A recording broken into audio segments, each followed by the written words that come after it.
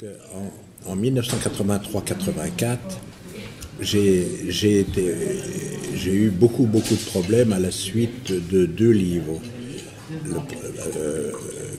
D'abord Affaires africaines, qui est mon premier best-seller, et qui m'a fait connaître, mais qui m'a valu énormément de problèmes. Quand je dis énormément de problèmes, c'est énormément de procès, des attentats, des menaces physiques, il y a des eu un contrat sur vous. Et j'ai eu contrat. On a dit que vous avez même rencontré la personne qui avait fait un contrat sur vous, c'est vrai?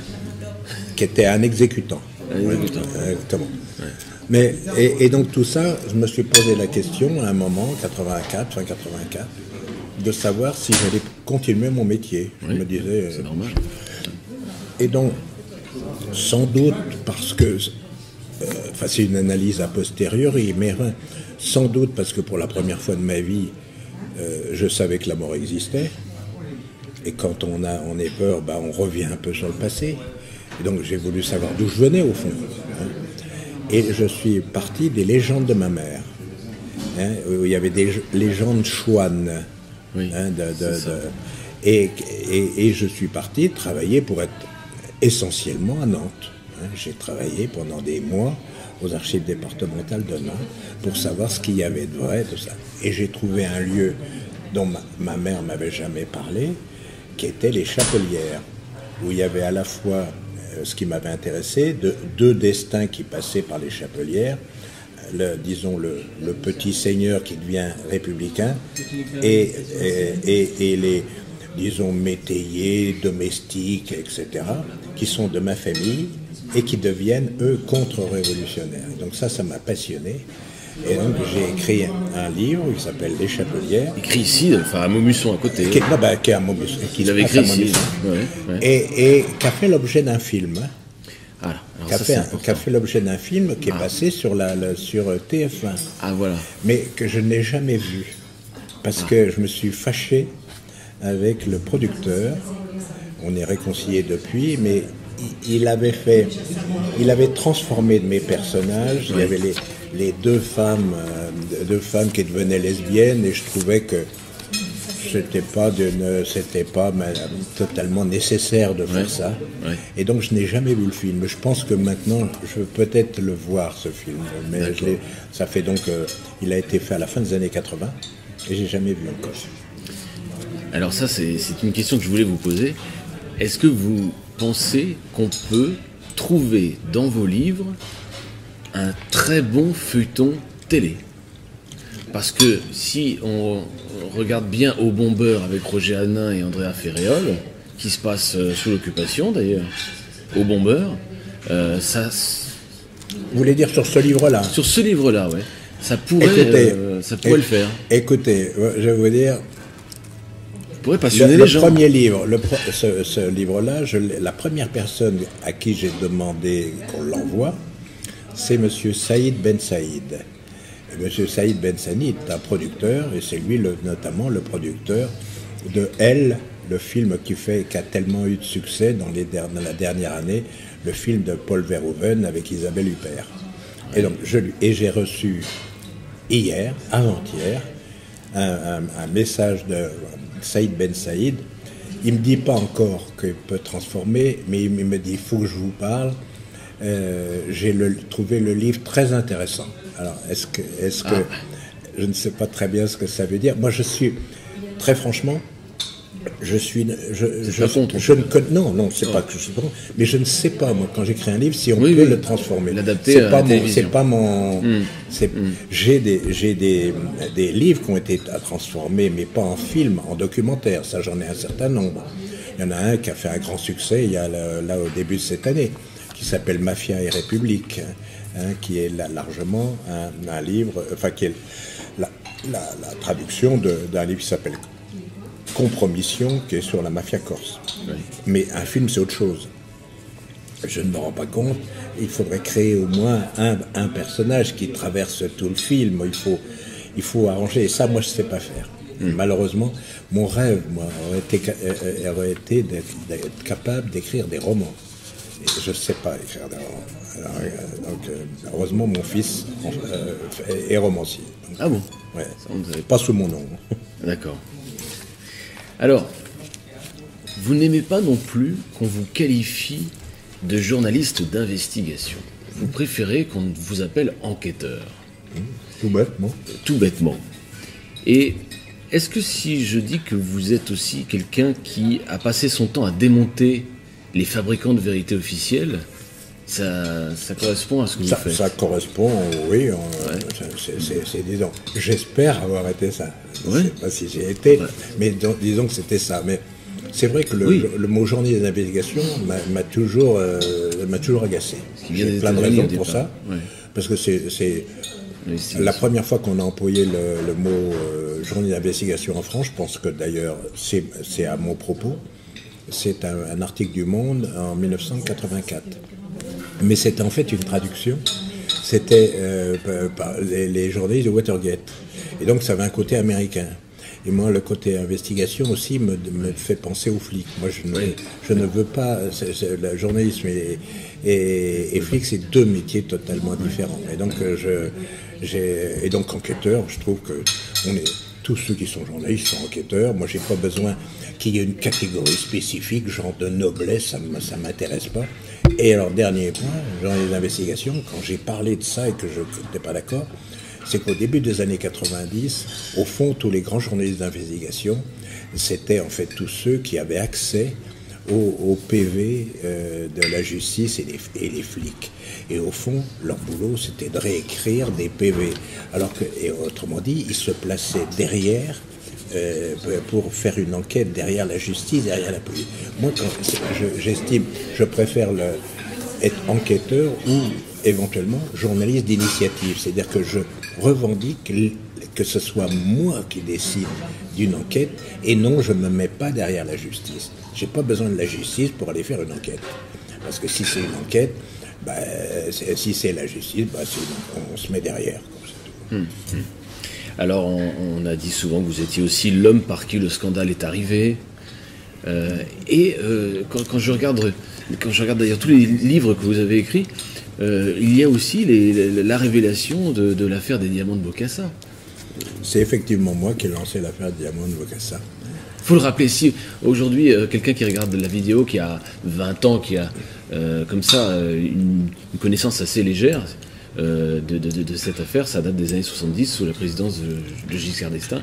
Et c'est vrai que vous aviez lancé cette affaire. Alors à l'époque, dans quel contexte? C'était sur un écrit dans un journal? C'était venu comment? Je l'ai lâché en 2 temps. Ouais. Pierre Péan, l'auteur du scoop initial, se demande d'où sont sortis tous ces documents. Je trouvais qu'assez extraordinaire. Moi, connaissant la difficulté que j'avais eue pour trouver, j'avais quand même mis 2 ans pour avoir ce papier. Je trouvais quand même assez extraordinaire que d'un seul coup fleurissent d'autres papiers. Voilà, je me suis toujours posé des questions.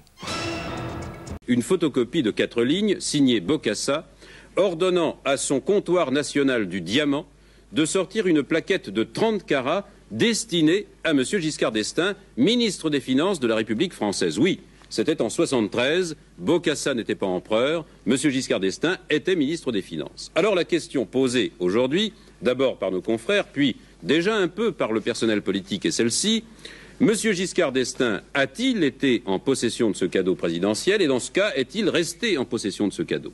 À l'Élysée, voici ce qu'on indique.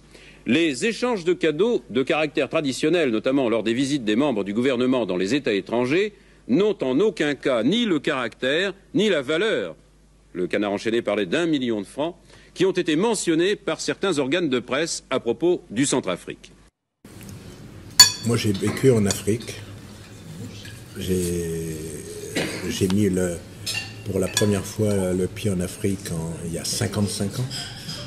J'étais attaché de cabinet du ministre des Finances du Gabon. Je me suis pris de passion pour l'Afrique. Et quand il y a eu la révélation donc, du couronnement de Bokassa, je peux dire que j'ai eu mal à l'Afrique. Tout le monde pouvait rigoler, etc. Et donc, j'ai décidé de faire un livre. Dans un premier temps, je m'inspirais du film qui avait été fait par Barbet Schroeder sur le patron de l'Ouganda, Amin Dada, en espérant le conduire lui-même à révéler ce qu'il était vraiment. Finalement, je n'ai pas réussi à avoir l'interview de Bokassa, mais j'ai été en Centrafrique et en enquêtant tout bêtement, c'était connu de tout le monde. À Bangui, c'était l'histoire des diamants. Mais quand j'ai écrit le livre, je n'ai pas eu la preuve physique. Je savais où elle était, d'un haut fonctionnaire qui avait été aux côtés de Bokassa, mais je n'ai pas réussi à le convaincre de me le donner parce qu'il avait peur tout simplement pour sa carrière. Et donc j'ai sorti le livre. Il est clair que dans mon livre, il est question d'un ancien ministre des Finances qui recevait, si on lisait bien, on s'apercevait que ce ministre des Finances était Giscard d'Estaing, mais son nom n'était pas marqué. Et donc pendant 2 ans, là à l'époque j'étais pigiste aussi pour le Canard enchaîné, voilà. Et mon ami qui était mon patron, donc qui travaillait, on peut dire que hiérarchiquement il était au-dessus de moi, oui, effectivement, il m'a poussé à entretenir des relations continuelles avec ce type qui avait la preuve. Et quand il y a eu le coup d'État organisé par la France pour remplacer Bokassa, il y a des journalistes qui, sur le chemin de Béringo où habitait Bokassa, ont trouvé des papiers qui étaient sur le bord de la route. Et donc, à partir de là, on a convaincu le possesseur de ces documents de dire on va faire comme si on l'avait trouvé sur le bord de la route. Et ça l'a convaincu et il nous a donné le papier. Et c'est comme ça qu'on l'a publié dans le Canard enchaîné, ce qui a fait un bordel terrible. Ouais. Et ce qui a largement, Oui. coûté l'élection de Giscard d'Estaing en 1981. Alors vous citez le Canard enchaîné, vous avez été aussi pigiste à l'Express. Ça c'est bien avant. Bien avant. L'AFP, bien avant. Pour commencer. Et pour commencer, voilà. Parce que c'est vrai que j'ai pas remis dans l'ordre votre parcours. Études de droit aussi à Angers d'ailleurs, si on revient au tout début. Écoutez, jusqu'à l'âge de 21 ans, c'est tout l'Ouest. Oui. J'ai commencé à Sablé, on disait l'asile, c'était la maternelle, c'était l'asile Saint-Vincent. Après, je vais à Saint-Joseph. Après, à Angers, je vais à Saint-Julien. Et après, je vais à la Cato d'Angers, où je fais ma licence de droit section sciences économiques. Donc je reste tout l'Ouest, c'est vrai. Je reste homme de l'Ouest. Ça pourrait être de l'Ouest et de l'Ouest. D'ailleurs, et je me sens comme tel. Et quand on s'est rencontrés, on ne me sens jamais parisien. Non, on a parlé de Maubuisson, on a parlé d'Oudon, on a parlé d'Ancenis, de Nantes. Je me sens, disons que je ne sais pas comment exprimer ça, mais ici je me sens chez moi. Oui, voilà. Oui. À Paris, Alors vous n'êtes pas à Paris, on avait parlé tous les deux de Bouffémont. J'habite Bouffémont parce que je ne veux pas habiter Paris. Parce que vous ne voulez pas habiter Paris. Et je crois que c'était à la télévision, on a vu aussi, là où vous travaillez, une cabane dans votre jardin pour être encore une fois indépendant. Absolument. Et un peu solitaire. Moi j'ai toujours été indépendant et solitaire. Toujours indépendant et solitaire depuis pour travailler. 1982. Voilà. Alors vous travaillez là-dedans, dans cette petite cabane dans le jardin. Absolument. Mais enfin, le mot cabane, j'ai quand même, j'ai Internet, j'ai tout. Mais je suis tout seul, et quand la fenêtre est ouverte, c'est les champs. Ce sont les champs. Donc voilà, j'ai besoin, moi, de verre, j'ai besoin de la campagne, puis j'ai besoin d'être seul, c'est comme ça. Ouais. Qui est en même temps, qui est bien, mais qui limite en même temps. C'est-à-dire, je ne peux pas travailler avec du monde. Ouais. C'est-à-dire, si j'avais travaillé en équipe, c'est votre nature. J'aurais sans doute sorti plus de choses avec tout ça.